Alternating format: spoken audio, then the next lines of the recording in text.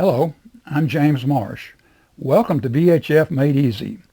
Although the VHF radio is fairly simple to operate, there are some things about their operation and use that all boaters should know.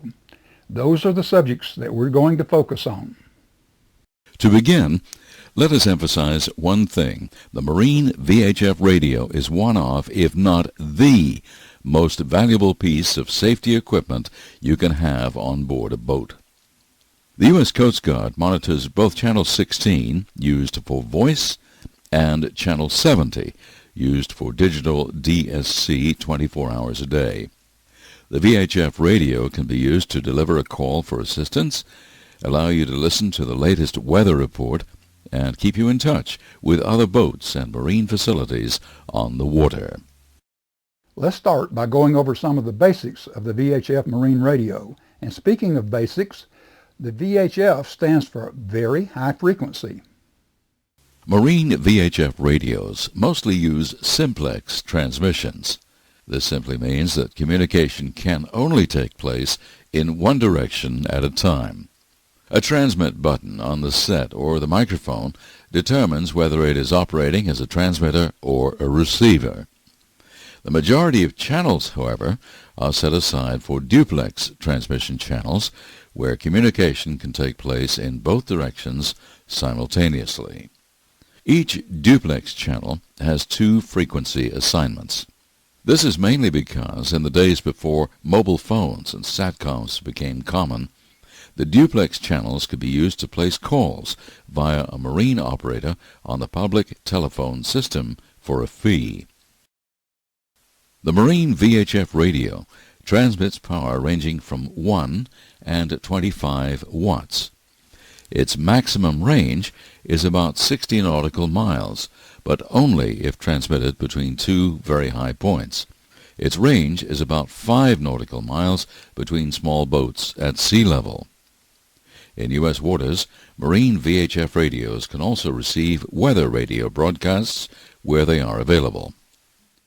Although recreational vessels less than 20 meters in length, or approximately 65 feet, are not required to have VHF radios, we suggest that you make sure you have a VHF marine radio before you purchase any other item of electronics. If you plan to travel more than a few miles offshore, you should strongly consider purchasing a second VHF radio. It is a very important part of your safety equipment. U.S. vessels that are required to carry a marine radio are any power-driven vessel of 20 meters in length or greater, every vessel of 100 tons and upward carrying one or more passengers for hire, every towing vessel of 26-foot length or greater, and every dredge and floating plant near a channel or fairway. These vessels must maintain a watch on both VHF channels 13 and 16 while the vessel is underway. Persons meeting these requirements must be capable of speaking the English language. Scanners alone cannot be used to meet this requirement. 2 radios or 1 radio with 2 receivers are required. Vessels operating on the lower Mississippi River must keep a listening watch on VHF channel 67 in place of channel 13. These rules apply to all foreign vessels operating within the U.S. territorial waters. They also apply to vessels on the Great Lakes and their connecting and tributary waters. The information and requirements that we are providing was in effect as of the date this production was released. They are subject to being revised. We encourage you to verify the rules and regulations at the time you intend to use a VHF radio. Now there's 2 basic types of marine VHF radios, and that's the handheld models and the fixed-mounted models. Now these radios are becoming lower in price, smaller in size, and more feature-oriented as time goes by. You can purchase an almost featureless marine radio with digital displays and all the U.S. channels for around $100. There are models with a lot of features that cost 8 to 10 times that amount. Of course, there are many models in between those price ranges. Here are some of the features you may expect or desire on a new radio. DSC, or Digital Selective Calling, is required for radios on all passenger ships and ships greater than 300 tons. All manufacturers of VHF marine radios have been required to have DSC capability on all radios manufactured since June 17, 1999. This is a requirement of the Safety of Life at Sea Treaty. Marine radios equipped with DSC are a part of the Global Maritime Distress and Safety System. Even though recreational boaters are not required to participate in the Global Maritime Distress and Safety System for safety reasons, it just makes good sense to take advantage of the improved telecommunications. The big primary benefit of DSC technology is automated distress calling. Distress calls can be made by simply pushing a button on a DSC-equipped radio. Doing so will alert the Coast Guard of your distress and automatically transmit your position, your vessel ID, and the time of the call. In addition, any other DSC-equipped radios in range will automatically receive your distress call and display your vessel ID and position. When you make a distress call on a DSC radio, it sends an automated digital distress alert consisting of your MMSI identification number. You must obtain this MMSI number and input it in your radio. Also, the radio must be interfaced with a GPS receiver in order for it to transmit your position to other DSC-equipped vessels, the Coast Guard, and search and rescue facilities. When they respond, they will automatically be connected to the channel your radio is set to. Without the MMSI number and GPS position information, boats around you won't know from whom the distress call is coming or where you were. Another advantage of DSC is that even an inexperienced crew member can send out the distress signal by pressing a single button on the radio. It transmits the signal continuously, even if the crew is tied up or incapacitated. Another advantage of DSC technology is that it allows boaters to send a digital call directly to other DSC-equipped vessels and shore stations. It works a lot like a telephone call. Once the DSC call has been confirmed, both parties are automatically switched to a working voice channel. They can also call a land-based telephone without using a marine operator. A neat and additional safety feature you may want to have on your VHF radio is automatic weather alert capability. When NOAA, or the National Oceanographic and Atmospheric Agency, broadcasts an emergency weather warning, the radio will automatically alert you of it. There are all kinds of scanning options available, from a simple scanning feature to those that allow you to scan certain types of frequencies, such as the Coast Guard frequencies or commercial traffic frequencies. Customizable scanning functions permit monitoring several channels at the same time. High-low buttons allow you to transmit with high power, usually 25 watts, and low power, usually 1 watt, depending on the need. The handheld models usually transmit 5 watts on high and 1 watt on low power. You wouldn't want to transmit on high power if you were talking to someone on a boat next to yours, for example. If you plan on traveling far offshore, make sure your radio has international channels as well as the U.S. channels. You want to consider whether or not you need a waterproof radio. Most of them are water resistant, but if you're mounting it where it is exposed to the weather and sea spray, you'll want to check out the specifications on the radio you are purchasing. Some radios offer a hailer feature. There are some other features that are available at the present time, and we are certain there will be new ones added in the future. One of the first questions many boaters have about their VHF marine radio is whether or not they're going to need a license or a permit to operate it. That strictly depends on the boat or the vessel that you're going to use it on and where you're going to use it. And remember, if you're using a DSC model, you need to get a MMSI number. The Telecommunications Act of 1996 permits recreational boaters to have and use a VHF marine radio without having an FCC ship station license. Boaters traveling on international voyages that are required to carry a marine radio under any regulation must carry a Federal Communication Commission ship station license. Those not exempted by the Telecommunications Act of 1996 must have an FCC ship station license. A ship station license application is made on FCC Form 506. They are available from local FCC field offices or by writing to the FCC at this address.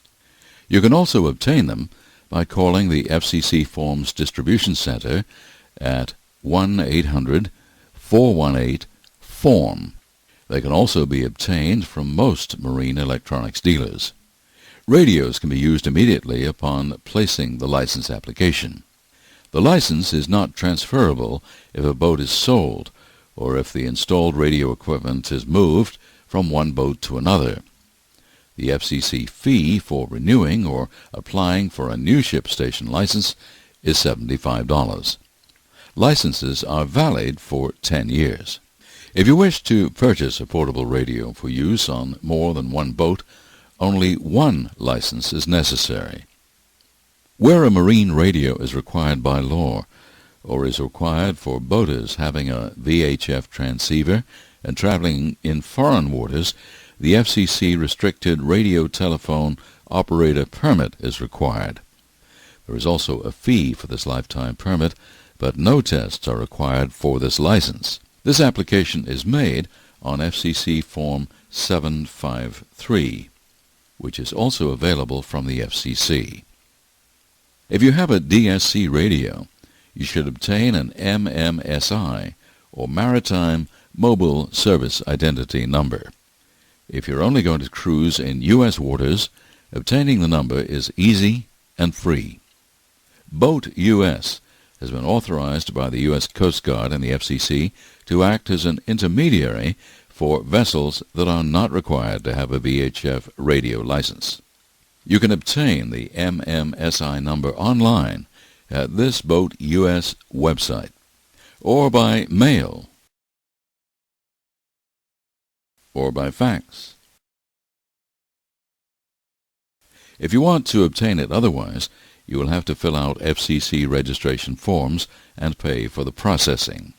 These forms are available from the FCC at the address previously provided. If you are required to have a VHF radio license, you should be certain to request an MMSI number from the FCC. The FCC assigned number is listed in the International Search and Rescue, or SAR database, while the Boat US assigned number is only listed in the U.S. Coast Guard SAR database. If you're planning on international travel, you must get the FCC assigned number. The information, rules, and regulations we are providing were in effect as of the date this production was released. They are subject to being revised.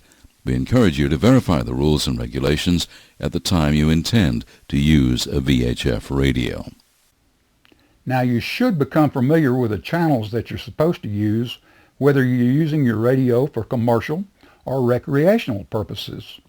The FCC, or Federal Communications Commission, designates these channels for specific uses. Recreational boaters should call the Coast Guard and any commercial facility on Channel 16. The FCC, or Federal Communications Commission, has established VHF-FM Channel 9 as a supplementary calling channel for non-commercial vessels or recreational boaters. This was done to relieve congestion on Channel 16 because it is the distress and safety calling frequency. A VHF radio on a boat or the shore calling a boater should do so on Channel 9. Anyone calling a commercial ship or commercial shore-based radio should use Channel 16. Channels 9 and 16 are to be used only for hailing, meaning only to place the call to another boat. Once you have contacted a boat, you should move to a non-commercial working channel, such as Channel 68. Channels designated for use by the recreational boater are Channels 68, 69, 71, 72, and 78A. Another important channel that you should be aware of is Channel 22A. This channel is reserved for the U.S. Coast Guard for relaying marine information. It is their liaison channel or working channel to communicate with boaters. If you contact them, most likely they will request that you move to Channel 22A. The A designation differentiates it from the international frequency on Channel 22. All new radios have a USA button that allows you to select USA or international frequencies. If you're in U.S. waters, keep your radio on the USA frequencies. The Coast Guard may announce on Channel 16 that they have information for boaters that may be important to you. They will advise you to listen in on Channel 22A for the information. Channel 13 is designated for use by bridges and locks and ship-to-ship navigation. Channel 14 is the designated channel for use by harbor control personnel. Channels 24 through 28 and channels 84 through 88 are used for public correspondence or marine operators. Now, something many boaters are not aware of is that if you're not even required to have a VHF radio on your vessel and you have it on, then you're required to monitor it on Channel 16. Alternately, you can monitor Channel 9, but this is a requirement that many boaters are unaware of. So if you've got a radio on your boat and it's turned on or not in use, then keep it on Channel 9 or 16. U.S. vessels that are required to carry a VHF marine radio, such as commercial fishing vessels, must maintain a watch on Channel 16 at all times the vessel is underway, whenever the radio is not being used for exchanging communications. The International Telecommunications Union established 3 VHF marine radio channels recognized worldwide for safety purposes. Channel 16 is for distress, safety, and calling. Channel 13 is for intership navigation or bridge-to-bridge. By the way, if you feel that you need to verify that your radio is transmitting properly, you should request a radio check on a channel other than Channel 16. Channel 9 or 68 could be used for this purpose. Now, the standard procedure for originating a call to another boat or a marina, any non-emergency call, is to originate that call on Channel 16 or Channel 9 and then swap to a working channel. When you are calling another boat or land-based marine station, you should first state the name of the station being called 3 times. Destin Marina, Destin Marina, Destin Marina. Next, say the words, "This is," then the name of your boat, and then say the word, "Over." This is the Miss Angie. Over. If you have a station license or boat registration number, you should say, "This is," then the name of your boat, the call sign, and the word, "Over." This is the Miss Angie. Delta Whiskey Tango 4321. Over. Wait for the station being called to answer or confirm they hear you. Their answer should be in the same manner as your call. Once they answer, you should suggest going to a working channel to carry on your conversation. Please switch to Channel 68. Over. You would then switch to the working channel and repeat the entire process. Destin Marina, Destin Marina, Destin Marina. This is the Miss Angie. Over. Again, if you have a station license or boat registration number, you should add it. The other party should answer, and then you should go ahead and conduct your business. You should keep your conversations short and to the point, whether you're on a hailing channel or a working channel. By the way, obscene or objectionable language, the transmission of music, and subversive transmissions are forbidden. There are always individuals monitoring the airwaves. The Coast Guard can locate the origins of VHF signals, so we would suggest you avoid the consequences. Now let's listen in on the entire procedure. Destin Marina, Destin Marina, Destin Marina. This is the Miss Angie. Over.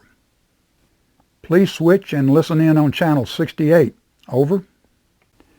Now there's three types of internationally recognized safety and distress calls.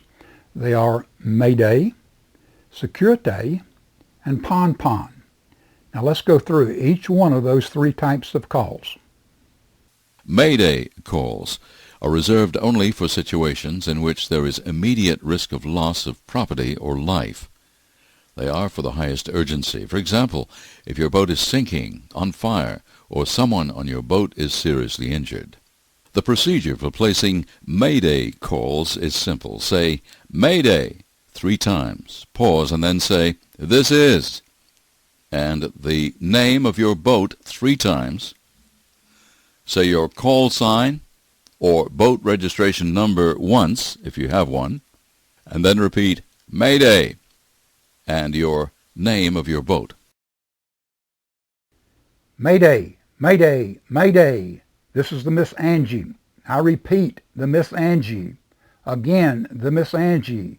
Whiskey, Delta, Tango, 4321. Mayday, the Miss Angie. You should then begin your message. Say, Mayday, your boat's name, state your position, the nature of your emergency, give a description of your vessel, and the number of people on board your boat. Say again the name of your boat and your call sign or boat registration number.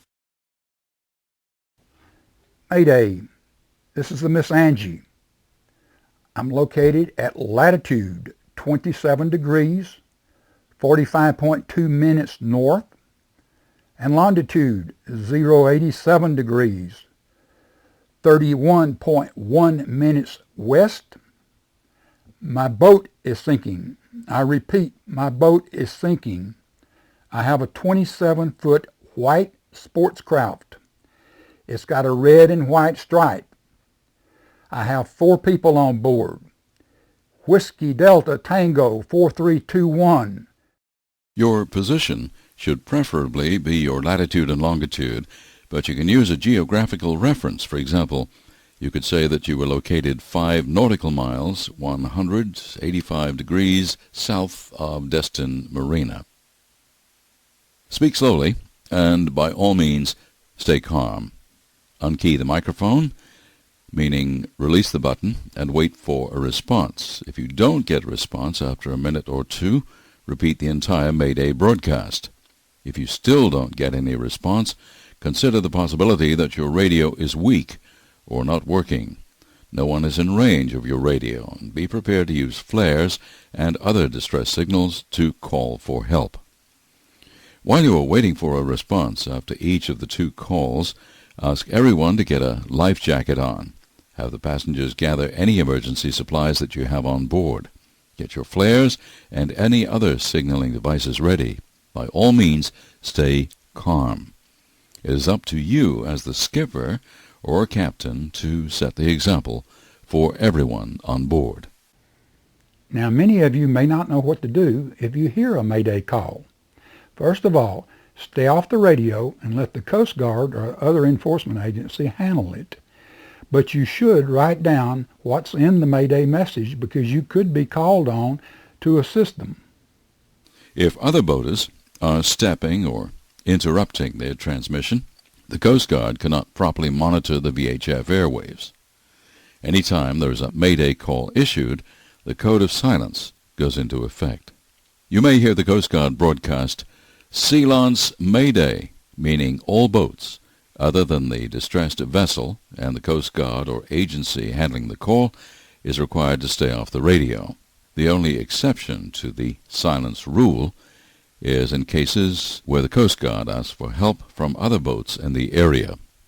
In addition to the Coast Guard's Sealance Mayday, A third party may broadcast a sea launch distress. Another exception is that if you are required to relay the Mayday broadcast. In cases where you hear a Mayday call, but the boat placing the Mayday call either has a weak transmission or the distressed boat is too far from the Coast Guard for them to hear the transmission, you are required to perform a Mayday relay. If after hearing the boat broadcast the Mayday call twice you hear no response for a period of a couple of minutes, you are required to perform a Mayday relay. Mayday relays are made the exact same way the original transmission was made, except that you say Mayday relay instead of just Mayday, and your boat's name and call sign if you have one. You can also relay a Mayday call if you see or have been asked by another boat's crew that is in serious trouble, such as on fire or sinking. Always be willing to perform the relay. It could save someone's life.